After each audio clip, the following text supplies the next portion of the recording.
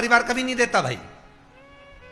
ना आपकी माता आपको दुख देगी, ना आपकी पिता आपको दुख देंगे, ना आपका भाई आपको दुख देगा, ना आपकी धर्म पत्नी आपको दुख देगी, ना पति दुख देगा, ना बच्चे दुख देंगे, ना कुटुंब दुख देगा, ना बहू दुख देगी, ना पोता पोती दुख देंगे।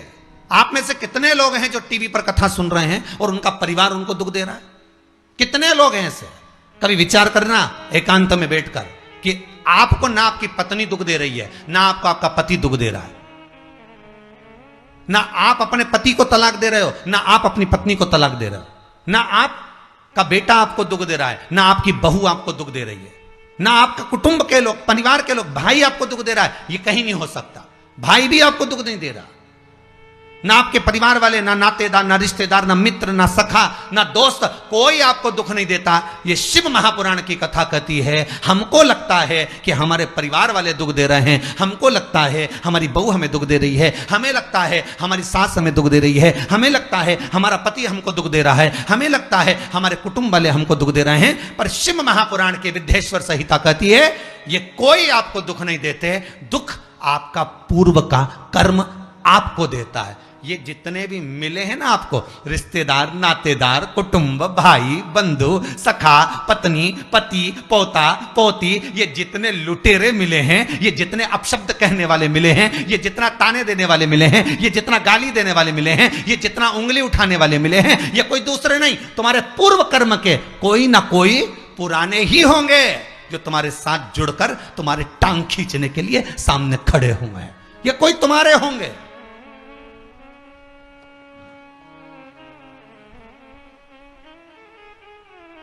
तो ये सब दिमाग से निकाल दीजिए आप, आपके ये चित्तवृत्ति बुद्धि से ये बात सब निकाल दो। जितने लोग कथा सुन रहे हैं ना, अपनी बुद्धि से निकाल देना कि मेरी बहू मुझे गाली दे रही है। हाँ, तूने किसी गाय को रोटी नहीं दी और दी भी होगी, दूसरी बार गाय आ गई होगी तो डंडा मार के भगा दिया, वही बहू आई है, वाणी के डंडे कुदा रही है।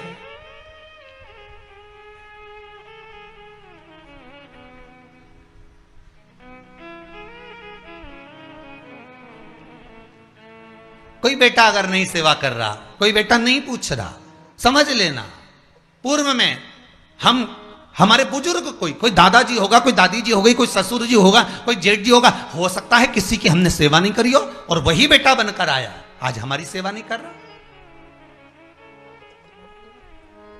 मत बुरे कर्म कर बंदे वरना पछताएगा, भगवान की आंखों से तू बच नहीं पाएगा, तू बच नहीं पाएगा। अरे ओ अज्ञानी मत करना दानी। बचना नहीं है, बहुत ये हमें लगता है गुरुजी मेरी बहू बहुत परेशान करे, गुरुजी मेरी सास बहुत परेशान करे, मेरा भाई मेरी प्रॉपर्टी खा गया, मेरा भाई ये लेकर चले गया, मेरे ससुराल वाले ऐसे, मेरे रिश्तेदार ऐसे, मेरे कुटुंबी ऐसे, मेरे कबीले वाले ऐसे, मेरे ये ऐसे। तो हमको लगता है कि ये अपने ऐसे।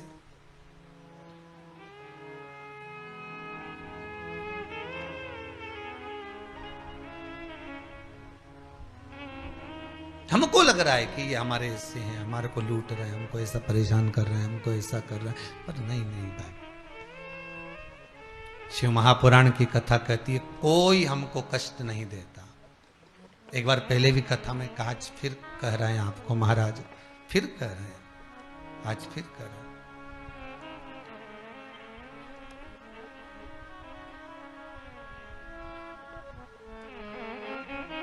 आपको फिर निवेदन कर रहे हैं, बीमार हुए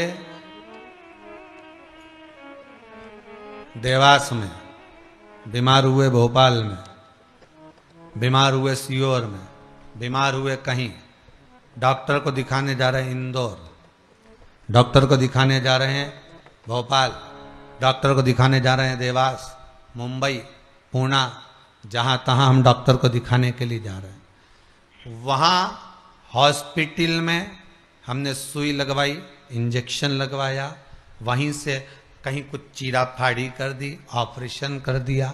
जरा विचार करना कभी एकांत में बैठ कर कि रहते यहाँ थे, दवाई लेने पहुँचे वहाँ, इंजेक्शन वहाँ लगवाया, बताओ ऑपरेशन वहाँ करवाया, तो ते सारे हॉस्पिटल, कहीं ना किसी ने कहा सूरत भी जा सकते हो, किसी ने कहा अहमदाबाद चले जाओ, किसी ने कहा वहां चले जाओ, कोई कहा पूना चले जाओ, कोई कहा मुंबई चले जाओ, कोई कहा इंदौर चले जाओ, कोई कहा भोपाल चले जाओ। पर रहने वाला कहाँ का और जाकर ऑपरेशन करवा रहा है कहां पर? विचार करिएगा। रहने वाला कहां का और इंजेक्शन लगवा रहा है कहां जाकर? जरा विचार करिएगा।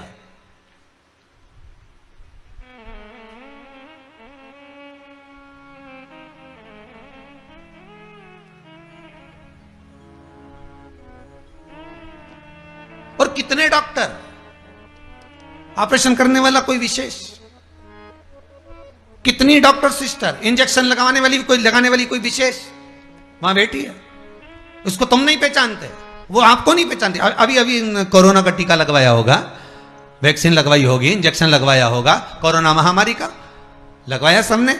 अब लगवाया तो उसमें आपके मन में विचार तो आया कि ना तो हम इस सिस्टर को पहचानते, ना हम इस डॉक्टर को पहचानते, गए और सुई लगवा के आ गए। पर उसने हमको कष्ट तो दिया, भले वो थोड़ा सा चुभाया पर कष्ट तो मिला। पर विचार करा कि ये क्यों मिली, कारण क्या था, इसी ने क्यों चुभाया। हो सकता है पूर्व में तुमने भी इसको कोई कष्ट दिया होगा, हिसाब बराबर करने के लिए यहां लाके छोड़ दिया। वो दुनिया के लोगों ने कहा है ना कि ये कोरोना महामारी को उपजने वाला, वो चीन के ऊपर लोगों ने कहा कि उन्होंने इस कोरोना महामारी को प्रकट कर, अब उनने तो कर दिया, उनने तो संसार में विनाश का कारण बना दिया। पर फिर प्रकृति ने क्या करा आज की स्थिति में? प्रकृति क्या कर रही है फिर? वो भी अंदाजा लगा। कहीं मालूम पड़े मिट्टी हवा में उड़ रही है, ऐसी उड़ रही है गीली कि सब गाड़ी ने बंगला सबके धो दिया उसने। फिर बचा कुचा था, पानी की बाढ़ आ गई।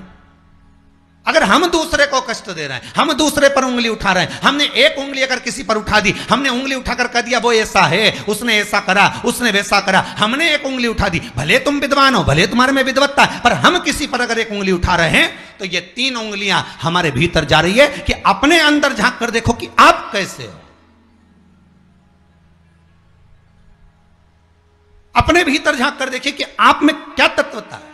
जो हम दूसरे में कुछ खोट देख रहे हैं तो हम में कितना खोट भरा होगा, हम में कितना कपट भरा होगा, तभी तो सामने वाला कपटी नजर आ रहा है। जैसा चश्मा लगाओगे सामने वाला व्यक्ति वैसा ही तो दिखेगा। लाल कलर का लगाओगे तो लाल दिखेगा, काला लगाओगे तो काला दिखेगा, पीला लगाओगे तो पीला दिखेगा। नेत्रों में जो काम, अगर अहंकार है तो अहंकारी दिखेगा, लोभ है तो लोभी दिखेगा, वासनावान है तो वासनावान दिखेगा, तृष्णावान है तृष्णावान दिखेगा, चोर है चोर दिखेगा, कपटी है कपटी दिखेगा, बेईमान है बेईमान दिखेगा, अज्ञानी है अज्ञानी दिखेगा। आपकी दृष्टि जैसी होगी सामने वाली की सृष्टि वैसी ही नजर आएगी, सामने वाला व्यक्ति आपको वैसा ही दिखेगा। आपका चित्त अच्छा है, आपका मन अच्छा है, आपके दिल अच्छा है, आपके भाव अच्छे हैं, सामने वाला भी वैसा ही नजर आएगा।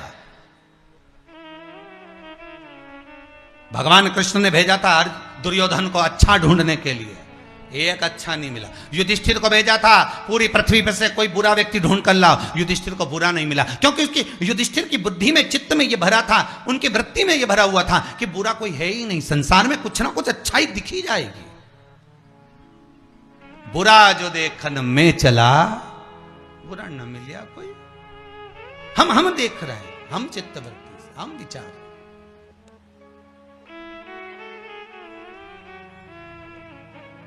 कौन ना बहू बुरी है, फिर निवेदन करूंगा, ना सास बुरी है, ना बेटा बुरा, ना बहू बुरी, ना ही ये पूरा संसार बुरा, सब अच्छे हैं। फिर बुरा क्या? अपना कर्म जो हम कर कर आए हैं, उस कर्म का भोग संसार में आकर भोगना पड़ेगा। एक रोटी भी हमको खाने को मिल रही है तो हमारे पूर्व के किए हुए कर्म के अनुसार मिल रही है। दुख भी अगर हमको मिल रहा है तो हमारे पूर्व के कर्म के अनुसार मिल रहा है। सुख भी मिल रहा है तो हमारे पूर्व के कर्म के अनुसार मिल रहा है। हम जैसा कर्म करें उसके अनुसार हमें फल मिल रहा है।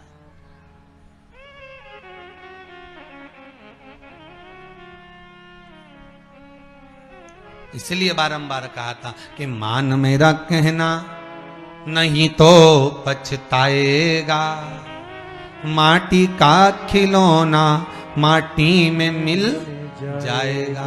हेट बूट सूट सब यहीं रह जाएगा, और माटी का खिलौना माटी में मिल जाएगा। ये हेड रह गया, ये बूट रह गया, ये सूट रह गया, सब पड़ा की पड़ा रह गया, सब धरा की धरा रह गया। इसका मूल तत्व क्या है? इसकी महत्वता क्या है?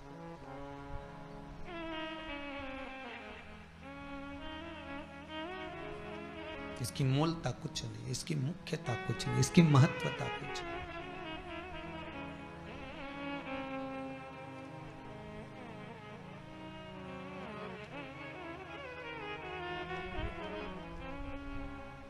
किले भोले का नाम, भगवान शिव का मंत्र, नाम स्मरण जप कीर्तन सुख दे।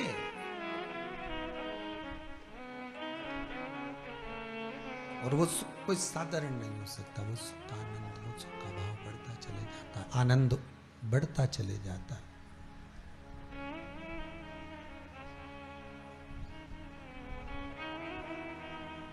ले भोले का नाम काहे यूं भटके, मिलता है आराम काहे यूं भटके। इस शिव का नाम लेकर हम जब शंकर का नाम लेकर जब अग्रण्य हो जाएं, प्रेशर खोलिए महाराज, प्रेशर खोलिए।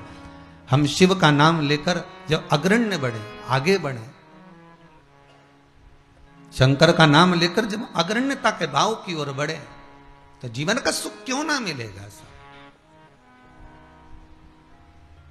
वो जीवन का आनंद क्यों ना मिलेगा? महाराज शिव पुराण कह रहे, कोई बुरा नहीं संसार में। ये जितने नाते रिश्ते कुटुंब कबीले बनते चले जाते हैं, ये हमारे कर्म के अनुसार बनते चले जाते हैं। कर्म के अनुसार, ये कोई दूसरा बनाता नहीं है। जैसा पूर्व में कर कर आए हो, वैसा आपके सामने आपका व्यवहार सामने वाले का प्राप्त होगा, वैसा व्यवहार प्राप्त होगा।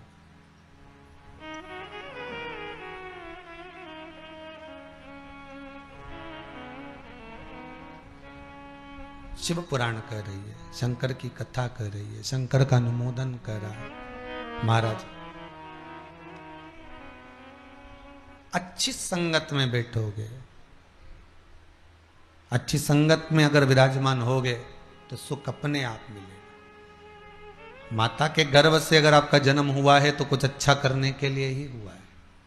अगर आप बैठकर आस्था चैनल के सामने शिव महापुराण की कथा सुन रहे हो तो अपने आप को गौरवान्वित महसूस करना। थोड़ा न थोड़ा परमात्मा की कृपा, पूर्वजों का आशीर्वाद आपको ऊपर हुआ है, इसलिए आप शंकर की कथा को सुन रहे हो, शिव का भजन कर रहे हो। श्रावण के महीने में आज शिवरात्रि के दिन शंकर का अनुमोदन कर रहे हो।